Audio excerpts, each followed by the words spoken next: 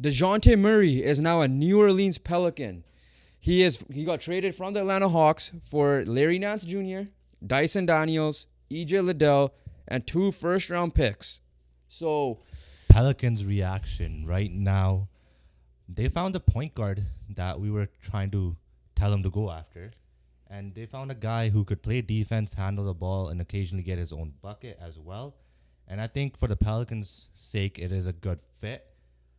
And I like the move from the Pelicans and trying to, build something around Zion and getting that point guard because we've seen how important point guard play is. And I think the Pelicans got a good guy to fill in that hole they had. yeah, for me, the first thing that took me by surprise. I know Dyson Daniels and EJ Liddell are their young pieces there, but it did not. We were thinking when we were thinking Brandon Ingram trade packages, we threw this one out there a little bit. Whether it was for Trey or Dejounte, he's not involved, so you could still. We'll talk about him in a second.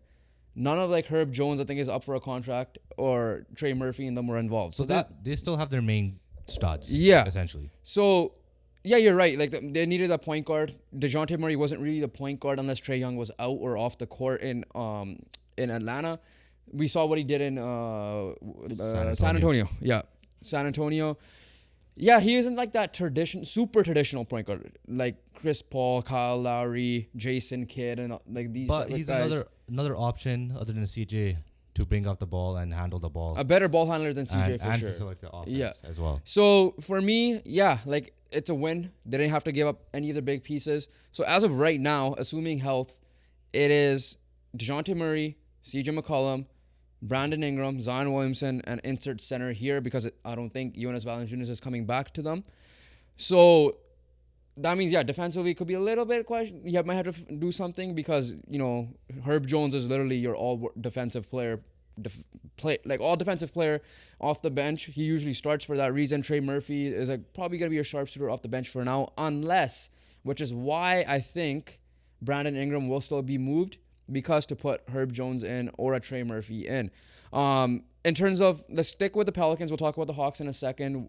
Or do you want to go to Hawks side quickly first? Let's focus on Ingram right now. Yeah, okay. He's a big question mark. The Kings are making a push for Ingram, but the Warriors are kind of rumored in there as well. But what I like about this is that I kind of want to see Ingram on the Pelicans still. I kind of want to see how these guys go together. And I do believe that if Ingram did have another year on his contract, I think we would have seen this squad play together. So that's the issue. But the fact is, you can't lose Ingram for free, right? He is going to be a free agent next year.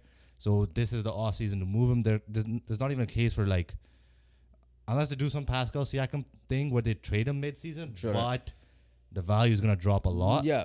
And overall, I think Ingram is going to get moved if they don't want to pay him the max. And if they just try to sign Ingram, if they can't, you got to move him. It's as simple as that. They don't want to pay him the max. That's the issue, right? It's not even it's not a matter of fact of Ingram wanting to stay or leave, right? They don't want to give him the max. Obviously, and he wants the max. Well, yeah, and I'm not saying he deserves it, but NBA players, their cap situations are way different than NHL players. They're gonna get a max some way, somehow. I believe, and if other people are getting maxes or close to maxes, he deserves that, in my opinion. Yes, I'm a little biased towards Brandon Ingram a little bit because he is one of my favorite players in the league, but he has shown when healthy what type of player he is, right? Yeah, he may not be that Kevin Durant like everybody thought he would be or was gonna be or whatever the case may be, but he could still go to another team and get that max and help them, like the Kings, for example, right? He could fill that small forward role there. But you're right. If they're not going to extend him, or if they're not going to come to an agreement for an extension, you trade him. Because Simple as soon solution. as game one starts, day by day, value drops. And I've experienced that with the Raptors fan being in the Pascal Siakam situation. His value dropped tremendously, and Siakam was incredible for the Pacers. OG as well, but it kind of worked out a little bit. But OG one, I would say it's a fair deal. Yeah. But the Siakam one was definitely, there's no way we should got that just for Pascal Siakam. So that's kind of the situation the Pelicans are in terms of Brandon Ingram. So, okay, what's the Pelicans ceiling? Two-part question. Part one, with Brandon Ingram currently on the roster. Maybe 5th seed. Second round max then? Second round max, 5th seed. So ultimately, it's not really a title contender No, unless it's Zion takes a not. massive jump. Unless and stays unless healthy. Zion stays on the court and actually takes a massive jump, not really a title contender. Without Brandon Ingram, I wouldn't say I would say what they were this year essentially, kind of similar, unless Zion takes a massive jump and but the difference is that they're gonna have a point guard instead of having zero point guard when with Dejounte Murray and without Brandon Ingram, so that could probably might make them a little bit better. But overall, I think the Pelicans are not gonna. This doesn't make them a title contender in my books. They're a proof squad, but nothing tells me that they're gonna come out of the West. Obviously play in lock, but playoff lock. Are you guaranteeing I'm with or not. without Ingram a I top? can't playoff lock anyone in the West. You just can't do that. Especially what happened last season. Yeah, like freaking Timberwolves and Thunder coming out here and just locking up playoff spots. Yeah. Big for them is like some guys are moving over to the West. Like Contavious Caldwell Pope is rumored to go to the East now. Sorry, leaving the West to go to the East. Paul George is looking like he's going to leave the Clippers. And we'll see what happens during free agency, and we'll come back with that episode later on down the line. But yeah, like I right now I could say, I'm not going to say comfortably, but I'm leaning towards playoff lock with or without Ingram. Dejounte, obviously, if you still have Ingram, I understand Herb Jones is going to be not in the starting lineup most likely, but Dejounte Murray is still an all defensive. He's a big guard, all defensive guard himself, who could guard the bigger wings from time to time as well. And then when you need a defensive closing lineup, and Ingram's not a slouch defensively as well because of his length as well. He has the length. Yeah. Me, the X factor for this team will come down to whether not including Ingram or even including Ingram is CJ McCollum, right? Yes. Getting up there in age, he's not going to be the lead guard anymore, which is good. So like that, you could leave those duties to Brandon Ingram, even if he's on the CJ is gonna be if he's that guy, it'll definitely help this Pelicans squad for sure. But the bigger X factor is gonna be Zion's health. Yeah. But Atlanta Hawks, big question here: does Trae Young stay, or will he get traded? Essentially, is this a full-on rebuild, or you just chose your guard and you're gonna just go with you're gonna build around him? And I'm gonna check the Frenchman they drafted first overall.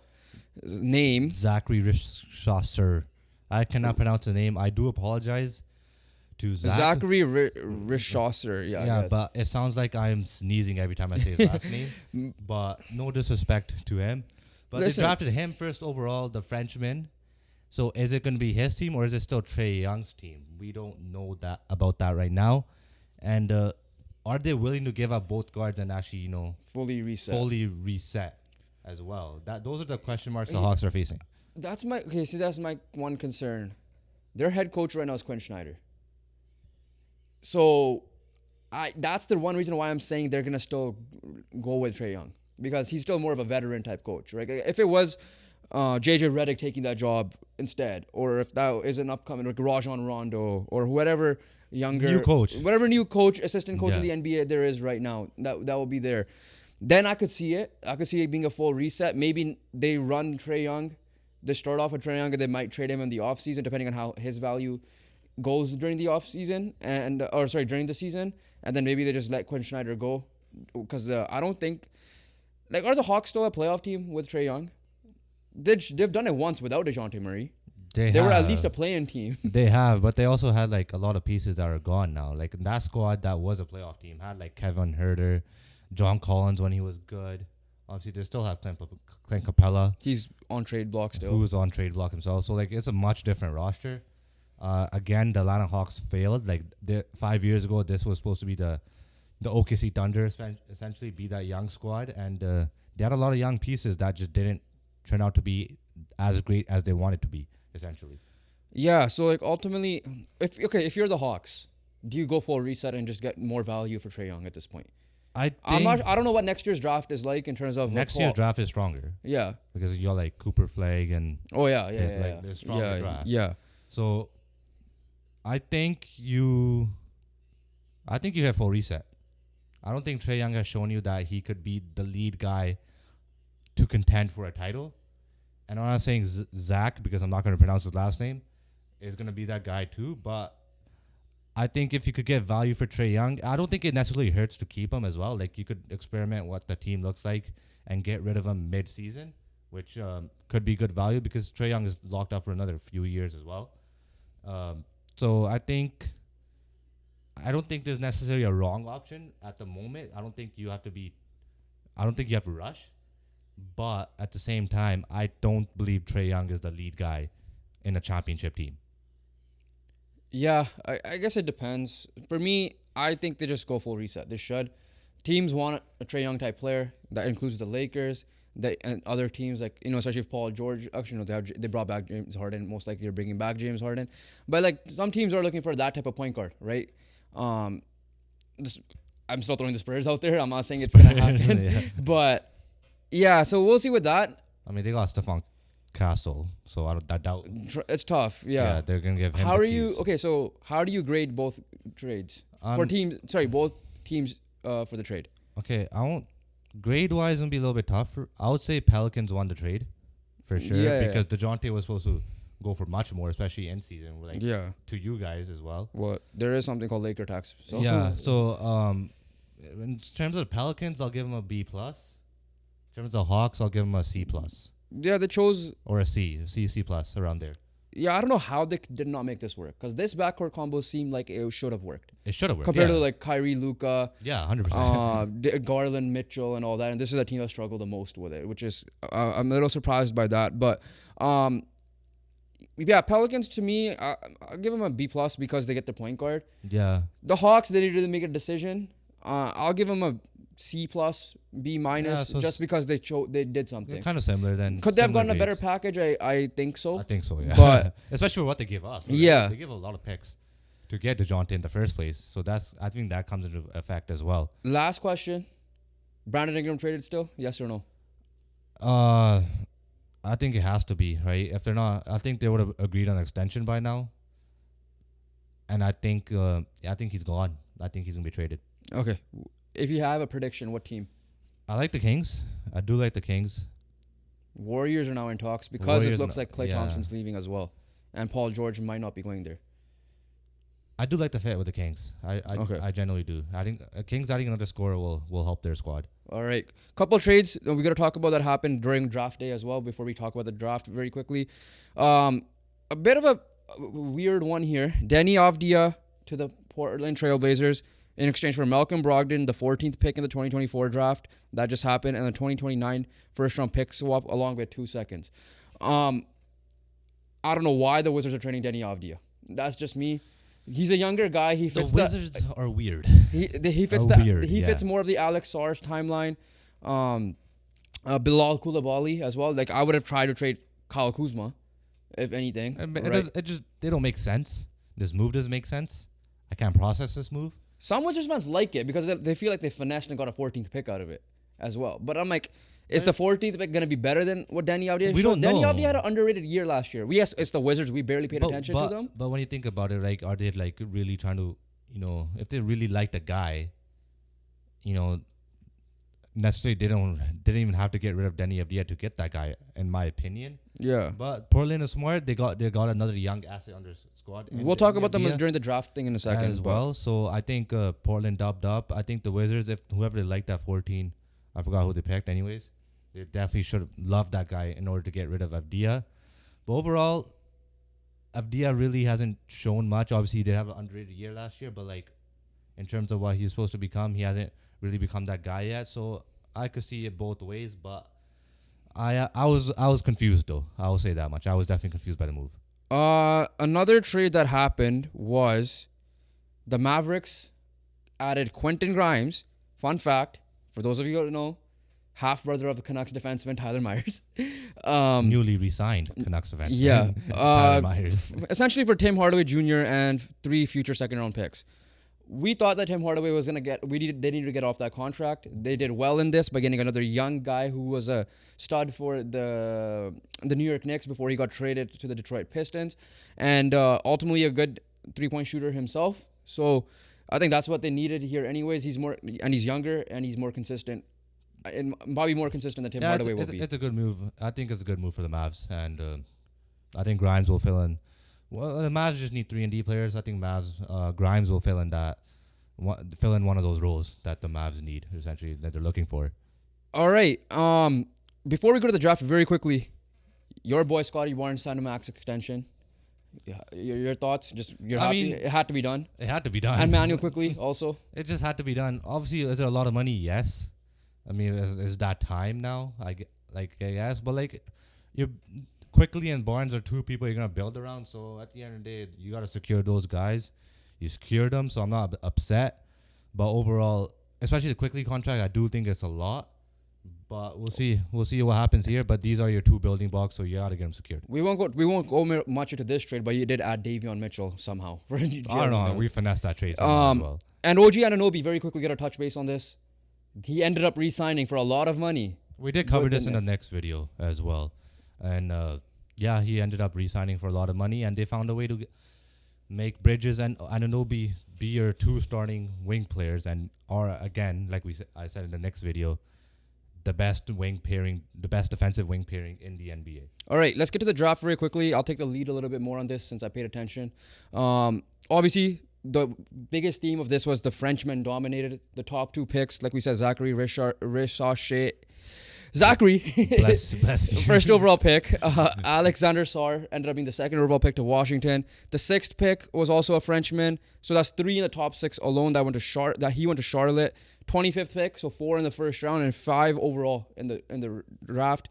Couple of takeaways that I got from here was obviously your Raptors took Jacoby Walter. You don't need to go too much into that. Going back to Portland, I feel like one of Ayton or Robert Williams will be available because they ended up taking Donovan Clingan as well, the UConn center. That's like 7 foot something himself. Yeah. So, and a winner as well. So I feel like one of those guys should be expendable at some point in the future. I guess you agree with that. I agree with that, yeah. Canadian Zach Edey ended up going in the lottery top 10 to Memphis Grizzlies, 2-time Naismith Player of the Year. Unfortunately, will not be playing for Team Canada because of, I guess... Screw you, Grizzlies. Yeah. The one, though, that I'll let you take the lead on this, that surprised you.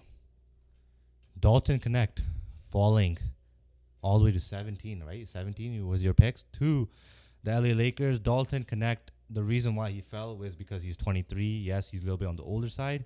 But watching Dalton Connect in the March Madness tournament, this guy is just a flat-out scorer. He went legit toe-to-toe with Purdue in terms of matching Edey's point production, going back and forth. One of the games of the March Madness for sure.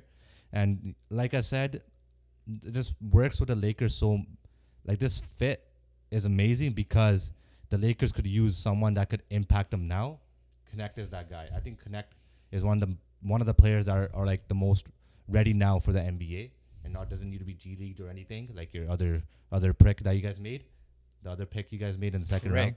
Pick. I know I messed up. I know. I was like, what? Yeah. I'm like Jalen Hood Shafito. What? The other pick you made in the second round in this draft. Oh. And, okay. Yeah, I think Dalton Connect will come in and make a difference for you guys personally and get you a little bit of a scoring punch off the bench. All right.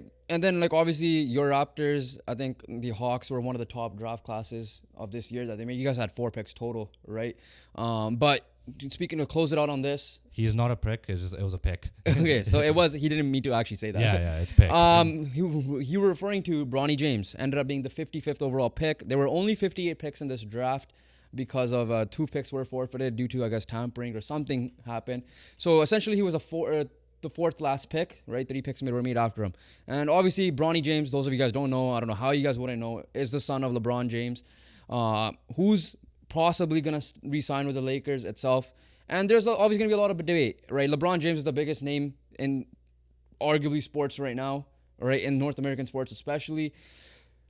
So people there's 2 takes. So I'm going to get this off my chest. Let me talk, and I'll let you react to what I'm going to say. Obviously, me being the Laker fan. Bronny James is either going to be a Laker or a Sun. Those are the only 2 teams he worked out with. The reason why I personally do not have an issue with this pick was because it was literally pick number 55. That's it. If this was pick 17 or we traded up to get him, then I would have had a slight issue with it. I understand the argument of you don't have a big issue with pick 17. Yes, I would have had an issue with 17. I understand that the argument of, he only got drafted because it's LeBron James' son. Fair. I get that. It seems obvious. If this was the Phoenix Suns, then you could say then there's an argument there for them. They're just targeting LeBron James or whatever the case may be. So it was always going to be a lose-lose situation of whatever team drafts him at any point of the draft or even undrafted free agent. Rich Paul came out and calling people supposedly what Bob Myers was saying was not to take this guy. But my issue with this whole thing on two parts, this part about nepotism and favoritism, it happens in life. It literally does. This is just magnified, not even just in the NBA. Woj said it perfectly. I'm not going to reiterate what he said. You guys could check out that clip on when Bronny got drafted. But in our daily lives, we have bosses that promote people because they're their favorites or their family members or friends. It is true. The other thing is, this is magnified because it's LeBron James, it's the Lakers, and it's his son. Okay, so I agree with you. It's not really a personal issue that I'm like staying up at night for or something like that. Like I don't have anything like against it. But the one thing that I do not like about this, is it fair that like determine based on Bronny's production in college, did he deserve to be drafted? So okay, I'm gonna touch on that too. Yes or no? Just say yes. Yeah, no. No, we right? yeah. No, yes or no? That's it. No. The issue I have is that someone that deserved to get drafted couldn't get drafted because Bronny James got drafted because of the favoritism, and he is being LeBron James' son. And I get that, but I get like your point. Whatever, it's a 55th pick, and I agree with you. The issue is being drafted to NBA are people's goals, right? Someone's goal got ruined because LeBron James' son, who didn't deserve to be drafted, got drafted. That's the only issue I won't say didn't deserve to be. I thought he should have went back to college. Because be real. Players that could have been drafted at that spot. First of all, 2 picks got forfeited. Yeah, that alone hurts. But I could flip this towards you. Okay, look, I'm not saying that. Like, I'm not even putting that. Like, yeah, they might not be anything. Yeah, but it's a dream to be drafted. True, I get that. Someone's dream got ruined because a guy that hasn't produced as much as the other guy, whoever player it is. I'm not sure. I don't know. Didn't get drafted because LeBron James' son got drafted. Unfortunately, okay, so that's why the reason why this is an issue is because he's LeBron James' son. I could flip this back to you. The Raptors' last 57th pick, African.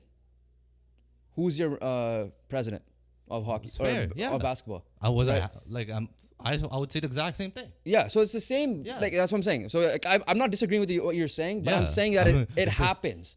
It's literally all over in sports. This is just magnified because it's LeBron James and his son.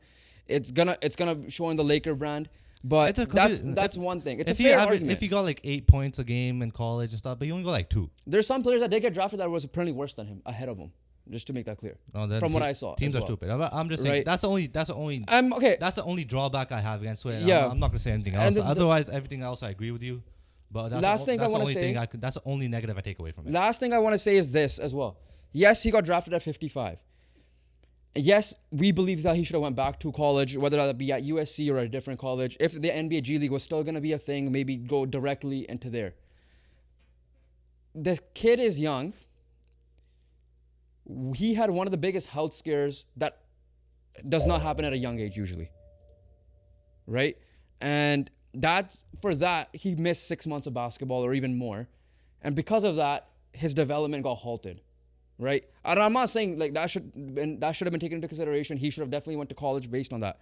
But we don't know the guy. Maybe he thinks that he's literally the son of LeBron James. Maybe needs to go to the NBA. Maybe he went to USC and felt like college was not the right development path for him. Maybe he needs to go to the NBA and go down the G League path for a specific team as well. So there's that factor as well. But at the end of the day, long story short, it's the 55th pick overall. It's not too big of an issue. No one knows who is going to be there. Like I said, I agree with you. I only had that one negative thing, but which I agree with you as well. And it is what it is. People are blowing it out of proportion. Whoever are really hating on the pick. But overall, someone got drafted. People's dream came true, and that is LeBron James' son. His dream came through of being drafted to the NBA. Yeah. But yeah, no, that's pretty much it from us. Make sure you guys hit that subscribe button. We love the support we have been getting from you guys lately. So make sure you guys click the 2 videos on the top of our head and hit that post notification bell. And we'll catch you guys on the next one. Peace.